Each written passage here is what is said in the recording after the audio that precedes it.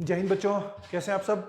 तो पॉलिटी की video series को कंटिन्यू करते हैं हम लोग। लास्ट वीडियो में हम लोगों ने काफ़ी एक healthy topic exam point of view से जो था प्रेसिडेंट ऑफ इंडिया उसको कवर किया बच्चों।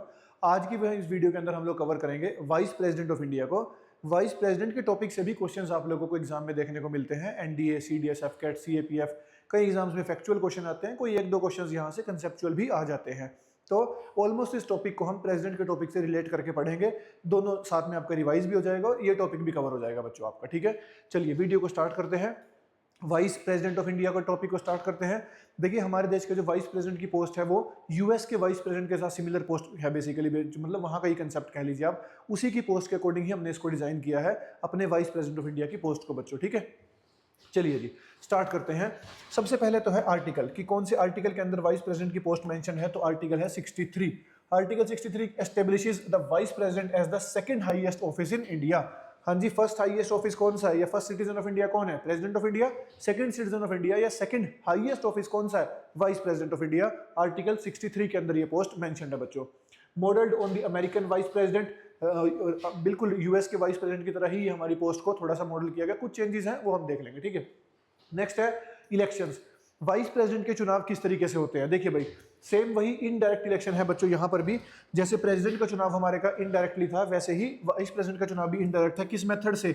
PRSTVS से। ठीक है जी, PRSTVS यानी proportional representation by means of single transferable vote system. उसी मेथड से चुनाव होते हैं बच्चों वाइस प्रेसिडेंट के भी। तो एक इलेक्ट किया जाता है कि इलेक्टोरल कॉलेज के द्वारा, जिसमें बोथ हाउसेज के सभी मेंबर्स होते हैं इलेक्टेड एंड नॉमिनेटेड। तो बेसिक सी बात है कि लोकसभा के टोटल 543 MP और राज्यसभा के टोटल 245 MP, ये सभी पार्टिसिपेट करते हैं वाइस प्रेसिडेंट के चुनाव में। राष्ट्रपति के चुनाव में क्या था? राष्ट्रपति के चुनाव में लोकसभा के तो पूरे 543 थे, बट राज्यसभा के 233 थे। जो 12 नॉमिनेटेड MP होते हैं वो राष्ट्रपति के चुनाव में पार्टिसिपेट नहीं करते हैं। Is it clear? हाँ, उस वीडियो में एक बात और भी थी बच्चों बताने वाली कि जब इंपीचमेंट की बात आती है ना, तब ये राज्यसभा के 12 नॉमिनेटेड MP भी वोट डालते हैं इंपीचमेंट के केस में। इलेक्शन के केस में नॉमिनेटेड जो राज्यसभा के 12 MP है, प्रेसिडेंट के केस में वो वोट नहीं डालते हैं। बट वाइस प्रेसिडेंट के इलेक्शन में सब के सब वोट डालते हैं। लोकसभा के पूरे 543, राज्यसभा के पूरे 245। प्रेसिडेंट के इलेक्शन में सभी राज्यों की विधानसभा और जिन यूटीज में विधानसभा है, दिल्ली, पुडुचेरी और अभी के लिए JNK, उनके MLA भी वोट डालते हैं। वाइस प्रेसिडेंट के इलेक्शन में MLAs का कोई रोल नहीं होता है बच्चों, कंप्लीटली पार्लियामेंट ही इसको इलेक्ट करते हैं, जो पार्लियामेंट के MPs हैं लोकसभा और राज्यसभा के। ठीक है जी, तो ये है excludes state assembly members. MLAs participate नहीं करते हैं, इस बात को याद रखेंगे वाइस प्रेसिडेंट के चुनाव में। ठीक है, और प्रेसिडेंट के चुनाव में तो MLAs की ही वैल्यू ज्यादा होती है, क्योंकि उसमें हम क्या कैलकुलेट करते हैं? Vote value. और जिस स्टेट की पॉपुलेशन ज्यादा होती है उस स्टेट की बेसिकली वोट वैल्यू भी क्या होती है? ज्यादा होती है बच्चों। ठीक है, चलिए जी, वोटिंग मेथड वो मैंने आपको बता ही दिया। Proportional representation with a single transferable vote and a secret ballot के थ्रू से क्या होती है? वोटिंग होती है। फिर से वही बात आ जाती है, सर इनडायरेक्ट चुनाव क्यों है? क्योंकि prime minister, parliamentary form of government को हम लोग फॉलो करते हैं। एक्चुअल पावर्स हमारे प्राइम मिनिस्टर के पास होती हैं। तो प्रेसिडेंट और वाइस प्रेसिडेंट के चुनाव के ऊपर हम बेवजह का पैसा कह लीजिए आप या टाइम इतना वेस्ट नहीं करते हैं। पब्लिक के लिए क्यों वो किया जाए, जब पब्लिक के साथ कोई डायरेक्ट ऐसा वो है ही नहीं, क्योंकि डायरेक्ट एडमिनिस्ट्रेशन तो प्रधानमंत्री करते हैं हमारा, है ना। डी फैक्टो हेड यानी एक्चुअल हेड कौन है हमारे? वो है prime minister. D nominal head हमारे कौन होते हैं? वो है प्रेसिडेंट। ठीक, क्लियर होगी बात?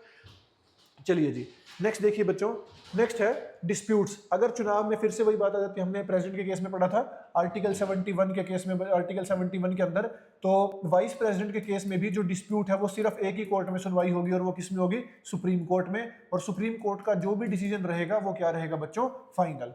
क्लियर होगी बात? तो addressed by the Supreme Court, acts performed before a void declaration remains valid, election cannot be challenged based on an incomplete election electoral college, है ना। ये मैंने आपको वहां पर भी बताया था भाई कि पहली बात तो ये कि अगर उपराष्ट्रपति का चुनाव साल बाद, 2 साल बाद इनवैलिड डिक्लेयर कर दिया गया है, तो उस 1-1.5 साल या 2 साल में जो भी डिसीजंस वाइस प्रेसिडेंट ने लिए होंगे वो डिसीजंस इनवैलिड नहीं होते हैं, वो वैलिड रहते हैं बच्चों। क्लियर?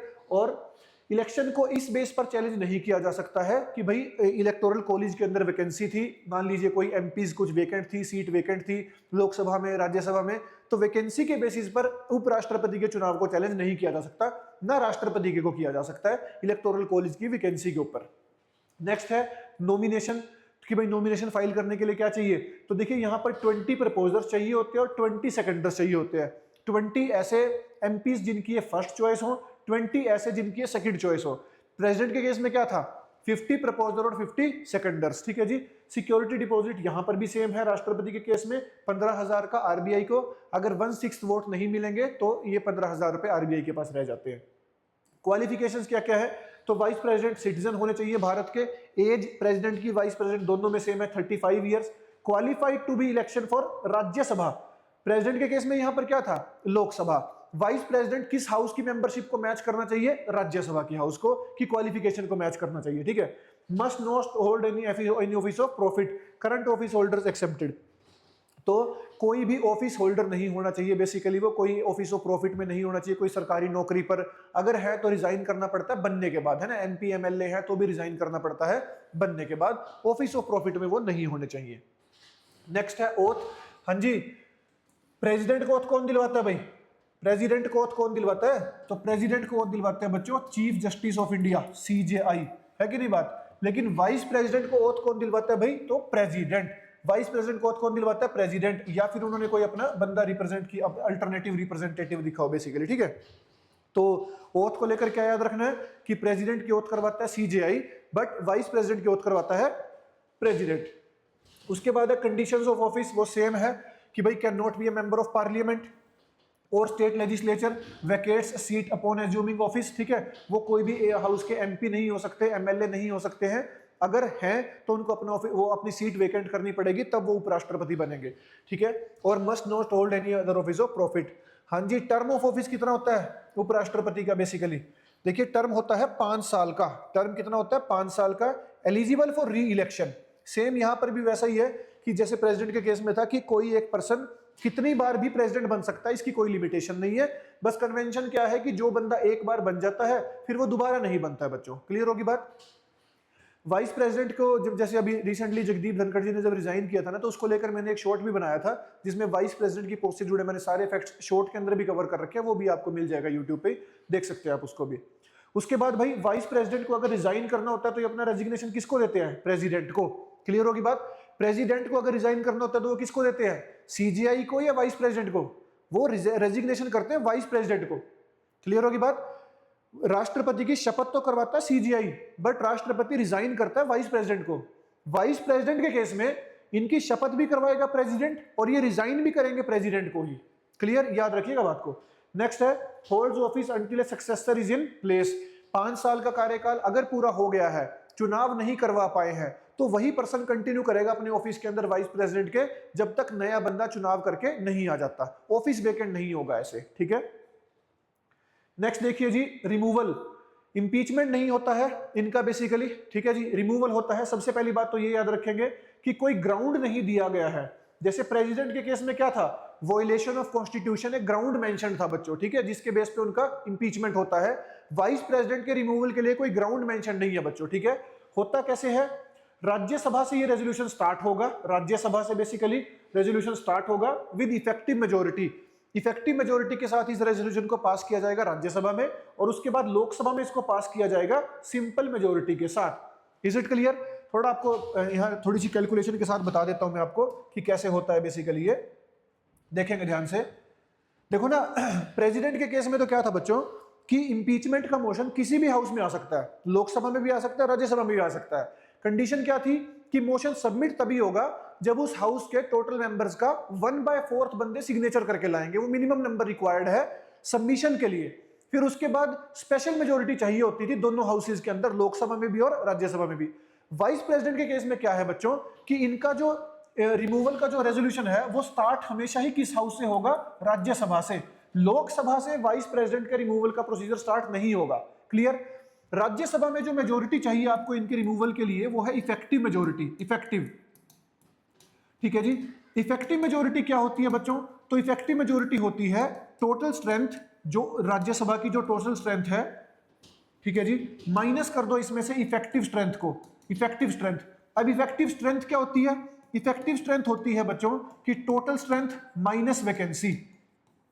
यहां पर एक गड़बड़ हो गई, इफेक्टिव मेजोरिटी होती है, इसको रुक जाइए, इफेक्टिव मेजोरिटी होती है more than 50% of effective strength. हाँ, इफेक्टिव मेजोरिटी होती है more than 50% of effective strength, और इफेक्टिव स्ट्रेंथ क्या होती है, तो total strength minus vacancy, total strength minus vacancy. मान लीजिए जिस समय पर यह रेजोल्यूशन आया है वाइस प्रेसिडेंट के रिमूवल का, उस समय पर इफेक्टिव स्ट्रेंथ कैसे निकलेगी कि टोटल स्ट्रेंथ कितनी है, टोटल स्ट्रेंथ है 245। मान लीजिए कि 15 सीटें वेकेंट है ना, जिन पे चुनाव होना बाकी है या कुछ भी है बेसिकली, तो इफेक्टिव स्ट्रेंथ कितनी आ गई 230। तो अब आपको 230 का 50% से ज्यादा चाहिएगा इनको रिमूव करने के लिए राज्यसभा में। क्लियर होगी बात। तो वैकेंसी वाली सीटों को माइनस कर देते हैं बच्चों, उससे इफेक्टिव स्ट्रेंथ आ जाती है, और उस जो इफेक्टिव स्ट्रेंथ आई है उसका 50% से ज्यादा चाहिए होता है, उसको इफेक्टिव मेजोरिटी बोल देते हैं बच्चों। क्लियर। और फिर ये कहां पर जाएगा, लोकसभा में। लोकसभा में क्या चाहिएगा, सिंपल मेजोरिटी से इसको पास करना होगा लोकसभा के अंदर। सिंपल मेजोरिटी क्या होती है भाई, सिंपल मेजोरिटी सिंपल होती है more than 50% of present and voting.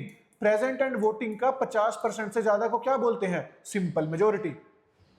Is it clear, I hope so this is clear. ठीक है, मेजोरिटी दोनों बता दी, इफेक्टिव भी और सिंपल भी आपको। ठीक है जी, चलिए बच्चों, तो ये इनके रिमूवल के बारे में आ गया सब कुछ। 14 दिन का नोटिस जाएगा बच्चों, जैसे ही रेजोल्यूशन सबमिट होगा तो 14 डेज का नोटिस जाएगा इनको, ये बात भी ध्यान रखनी है आप लोगों ने। ग्राउंड मेंशन नहीं है।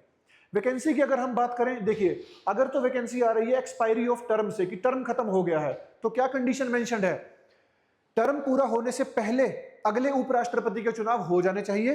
अगर चुनाव पॉसिबल नहीं है तो जो करंट वाइस प्रेसिडेंट है वही अपने ऑफिस में कंटिन्यू करेंगे। ठीक है, नेक्स्ट है रेजिग्नेशन।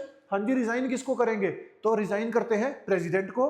रिमूवल अभी मैंने आपको बताया, राज्यसभा में इफेक्टिव मेजोरिटी, लोकसभा में सिंपल मेजोरिटी। उसके बाद डेथ हो जाती है, डिस्क्वालिफिकेशन हो जाती है बेसिकली, या इलेक्शन जो है वो वॉइड डिक्लेयर कर दिया जाता है। ठीक है, देखिए उपराष्ट्रपति के केस में, वाइस प्रेसिडेंट के केस में, अगर इनमें से किसी भी हालात में सीट खाली होती है, चाहे वो रेजिग्नेशन से हो, रिमूवल से, डेथ से, डिस्क्वालिफिकेशन से, या इलेक्शन वॉइड हो जाए, तो तुरंत प्रभाव से कोई बंदा उपराष्ट्रपति नहीं बनता है यहां पर। जैसे प्रेसिडेंट में क्या था कि एकदम से हमारा जो वाइस प्रेसिडेंट है वो क्या बन जाएगा, प्रेसिडेंट।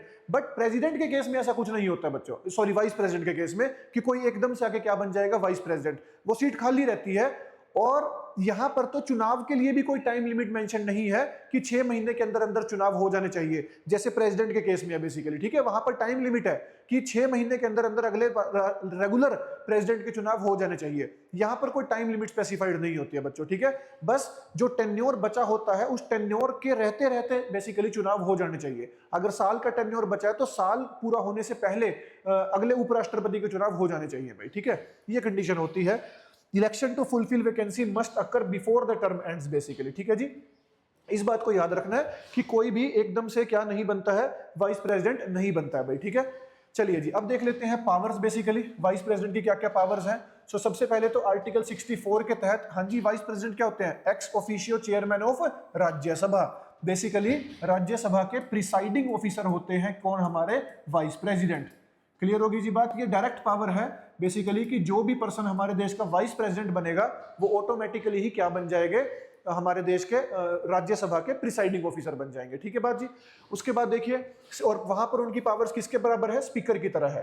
फिर आर्टिकल 65 में क्या दिया हुआ है कि ये एक्ट करते हैं एज प्रेसिडेंट, कब, जब उनके ऑफिस में वैकेंसी हो जाए, for a maximum period of 6 months until a new president is elected. When the president is unable to function, the vice president performs duties with the deputy chairman taking on Rajya Sabha responsibilities. Simple सी बात है कि अगर किसी भी कारणवश से president के ऑफिस में वैकेंसी क्रिएट हो गई है तो तब हमारा जो उपराष्ट्रपति है वो क्या बन जाएगा, राष्ट्रपति, है ना। वाइस प्रेसिडेंट क्या बन जाएगा, president. But vice president maximum कितने समय तक प्रेसिडेंट रह सकता है, 6 महीने, क्योंकि ये होते हैं एक्टिंग प्रेसिडेंट। और प्रेसिडेंट के चुनाव में कंडीशन क्या है कि भाई 6 महीने के अंदर अंदर रेगुलर राष्ट्रपति के चुनाव हो जाने चाहिए। क्लियर है जी। तो कभी पूछ लिया जाए कि हमारे देश का वाइस प्रेसिडेंट कितने समय तक प्रेसिडेंट रह सकता है, तो आंसर है 6 months बच्चों। क्लियर होगी बात। तो ये 2 आर्टिकल याद रखेंगे। आर्टिकल 64 के अंदर ये एक्ट करते हैं as ex officio chairman of Rajya Sabha. Article 65 के अंदर ये एक्ट करते हैं as president when there is vacancy in the office of president, है ना। और जैसे ही मान लीजिए अब ये जो वाइस प्रेसिडेंट है, अगर ये इस समय एक्टिंग प्रेसिडेंट है तो क्या ये चुनाव लड़ सकते हैं रेगुलर प्रेसिडेंट के लिए भी? जी हाँ, बिल्कुल लड़ सकते हैं। अगर ये चुनाव नहीं लड़ते हैं, इनका टेन्योर बचा हुआ है वाइस प्रेसिडेंट का, और वहां पर कोई दूसरा बंदा राष्ट्रपति बन गया है, तो ये वापस आकर अपना ऑफिस रिज्यूम कर लेते हैं। अब जितने समय तक ये प्रेसिडेंट बनकर रहते हैं, तब ये राज्यसभा का चेयरमैन की रिस्पॉन्सिबिलिटीज एक्ट नहीं करते हैं। तब जो राज्यसभा का डिप्टी चेयरमैन होता है, बेसिकली जो राज्यसभा का ही एक एमपी होता है, वो अपनी ड्यूटीज परफॉर्म कर रहा होता है एज प्रिसाइडिंग ऑफिसर।